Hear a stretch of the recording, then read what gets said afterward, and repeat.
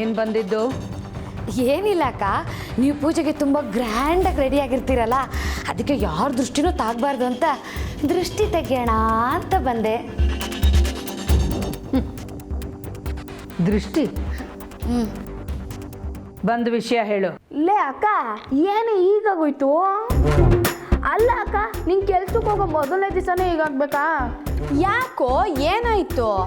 ಪೂಜೆ ಇದೆ, ಪೂಜೆ ಮಾಡೋದು ಒಳ್ಳೇದೇ ತಾನೆ. ಪೂಜೆ ಮಾಡೋದು ಒಳ್ಳೇದೇ ಅಕ್ಕ, ಆದರೆ ಪೂಜೆ ಮಾಡಿದ ದಿವಸ ನಾನ್ ವೆಜ್ ಮಾಡಬಾರ್ದಲ್ವಾ?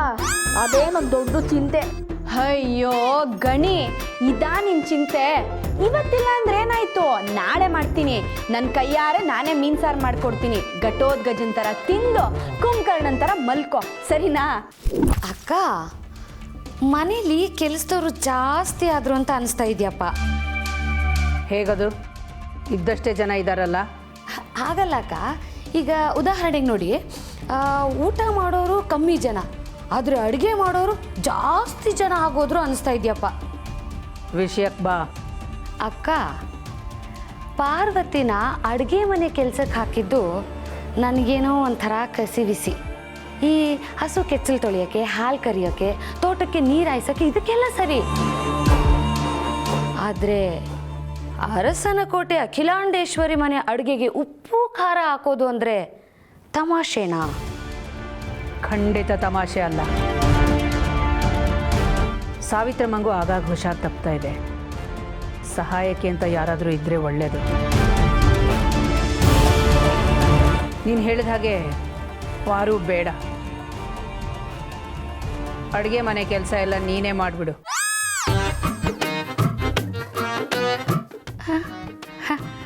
ಅಕ್ಕ, ನೀವು ತಮಾಷೆ ಮಾಡ್ತಿದ್ದೀರಿ. ಇಲ್ಲ, ಸೀರಿಯಸ್ ಆಗಿ ಹೇಳ್ತಾ ಇದ್ದೀನಿ. ಅಕ್ಕ, ಅದು ನನ್ನ ಕೈ ತುಂಬ ದೊಡ್ಡದಕ್ಕ. ನಾನು ಉದಾರ ಮನಸ್ಸಿಂದ ಯಥೇಚ್ಛವಾಗಿ ಉಪ್ಪು ಖಾರ ಹಾಕ್ಬಿಡ್ತೀನಿ. ಯಾರಿಗಾದ್ರೂ ವಾಂತಿ ಭೇದಿ ಆಗಿಬಿಟ್ರೆ ಕಷ್ಟ ಅಂತ. ಆದರೂ ಅಡುಗೆ ಮನೆಗೆ ಪಾರ್ವತಿನೇ ಯಾಕೆ ಅಂತ ಮೊದಲೇ ತಲೆ ಹರಟೆ ಅವಳು, ಅದಕ್ಕೆ ಕೇಳಿದೆ ಅಷ್ಟೇ. ಅಕ್ಕ, ಸಾವಿತ್ರಿ ಹೇಳಿದ್ಲು ಅಂತ ತಗೊಂಡ್ರ ಅಕ್ಕ? ಅಲ್ಲ, ಯಾವತ್ತೂ ಏನೂ ಕೇಳದೆ ಇರೋ ಆದಿತ್ಯ ಪಾರುಗೆ ಕೆಲಸ ಕೊಡಿ ಅಂತ ಕೇಳಿದಾಗ ಇಲ್ಲ ಅನ್ನೋಕ್ಕಾಗಲಿಲ್ಲ. ಅದು ಅಲ್ಲದೆ ಅವನು ಹಾಗೆಲ್ಲ ಸುಮ್ಮನೆ ಏನೇನೋ ಕೇಳೋದು ಇಲ್ಲ. ಒಂದು ಕೆಲಸ ಮಾಡೋಣ, ಅವಳು ಮಾಡಿದ ಅಡುಗೆ ತಿನ್ನೋಕ್ಕಿಷ್ಟ ಇಲ್ಲ ಅಂದರೆ ನೀನೇ ಮಾಡ್ಕೋ. ನಿನ್ನ ಕೈ ರುಚಿ ನಿನಗಿಷ್ಟ ಆದರೂ ಆಗಬಹುದು.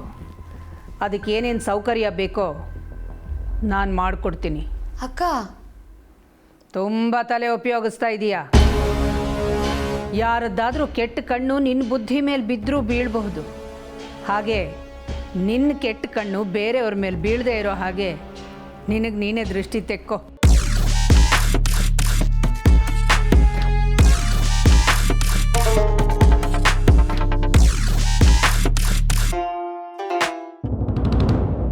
ಗಣಿ, ಆ ಮನೇಲಿ ಎಲ್ಲ ಸೌಕರ್ಯ ಇದೆ. ನಿಂಗೆ ಏನು ಬೇಕೋ ಅದನ್ನೆಲ್ಲ ಮಾಡ್ಕೊಡ್ತೀನಿ. ಆದರೆ ತಿಂದು ಮತ್ತಷ್ಟು ಬೊಜ್ಜು ಬೆಳೆಸ್ಕೋಬೇಡ ಅಷ್ಟೇ. ನನಗೆಲ್ಲಕ್ಕೂ ಇದು ಬೊಜ್ಜು. ಬೊಜ್ಜಿಲ್ವಾ? ಇದೇನಿದು ಇದೇನಿದು ಇದೇನಿದು? ಅದೇ ಬೊಜ್ಜು.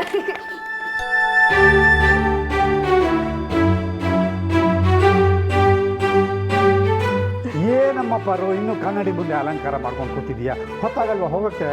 ಪಾಪ ಮಗು ದೊಡ್ಡ ಕನ್ನಡಿ ಹಿಡ್ಕೊಂಡು ಕೈ ನೋವಲ್ವಾ ಅದಕ್ಕೆ? ಅಯ್ಯೋ ಅಪ್ಪ, ಕಾಯಕವೇ ಕೈಲಾಸ ಅಂತ ನೀನೇ ತಾನೇ ಯಾವಾಗಲೂ ಹೇಳ್ತಿದ್ದೆ. ಅದು ಅಲ್ಲದೆ ನಾನು ಯಾರಿಗೆ ಹೇಳೋ ಕನ್ನಡಿ ಹಿಡಿತಿರೋದು? ನಮ್ಮ ಅಕ್ಕ ಪಾರು ಅಕ್ಕಂಗೆ. ಈಗ ಅಕ್ಕ ಅಲ್ಲೋಗಿ ಪಾಯಸ ಮಾಡಿ ಅದನ್ನ ಒಂದು ಬಟ್ಲಿಗೆ ಹಾಕೊಂಡು ತಗೊಂಡು ಕೊಟ್ಟೆ ಕೊಡ್ತಾಳೆ ತಾನೆ. ಆ ಪಾಯಸದ ಮುಂದಿದ್ದೆಲ್ಲ ಯಾವ ಲೆಕ್ಕ ನೀನು ಹೇಳಪ್ಪ. ಲೇ ಗಣಿ, ನೀನು ಕನ್ನಡಿ ಹಿಡ್ದಿದ್ದು ನಾನು ಮಾಡೋ ಪಾಯಸಕ್ಕೋಸ್ಕರ, ನಾನು ಚೆನ್ನಾಗಿ ಕಾಣಿಸ್ಲಿ ಅಂತ ಅಲ್ಲ. ನೋಡಪ್ಪ ಈ ಕಳ್ಳನ್ನ. ಅಯ್ಯೋ ಅದಾಗಲ್ಲ ಅಕ್ಕ. ಈಗ ಅಖಿಲಮ್ಮರು ಜಯ ಅಂದಿದ ತಕ್ಷಣ ಅವ್ರು ಪಿ ಎಸ್ ಮೇಡಮ್ ಅಂತ ಹೆಂಗ್ ಓಡೋಗ್ತಾರೋ, ಇನ್ನು ಮುಂದೆ ನಾನು ನಿಂಗೆ ಪಿ ಅಕ್ಕ.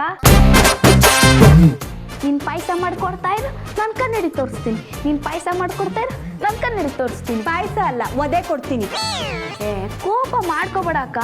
ಪಾಯಸಕ್ಕೆ ದ್ರಾಕ್ಷಿ ಗೋಡಂಬಿ ಜಾಸ್ತಿ ಹಾಕಕ್ಕ, ರುಚಿ ಚೆನ್ನಾಗಿರುತ್ತೆ. ಲೇ ಗಣಿ, ಇವಳು ಮಾಡೋ ಅಡುಗೆ ಎಲ್ಲ ಅವ್ರ ಅಮ್ಮ ಹೇಳ್ಕೊಟ್ಟಿರೋದು. ಏನು ಮಾಡಿದ್ರು ರುಚಿಯಾಗೇ ಇರುತ್ತೆ.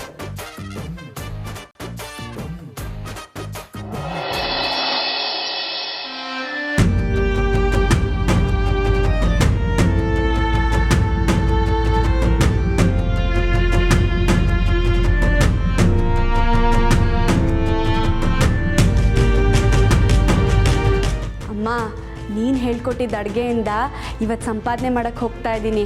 ಇನ್ಮೇಲಿಂದ ಈ ಮನೆ ಜವಾಬ್ದಾರಿ ಎಲ್ಲ ನಾನೇ ನೋಡ್ಕೋತೀನಿ.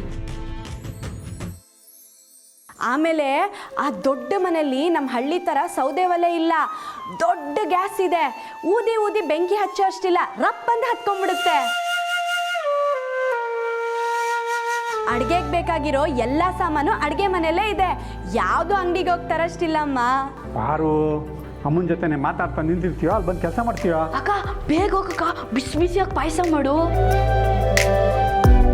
ಅಪ್ಪ, ಸಾವಿತ್ರಮ್ಮ ಬರಕ್ಕೆ ಹೇಳಿರೋದು 10 ಗಂಟೆಗೆ, ಇನ್ನೂ ತುಂಬ ಟೈಮ್ ಇದೆ. ಮುಂಚೆನೆ ಹೋಗಿ ಅಲ್ಲೆಲ್ಲ ತಯಾರಿ ಮಾಡ್ಕೋಬೇಕಲ್ಲಮ್ಮ.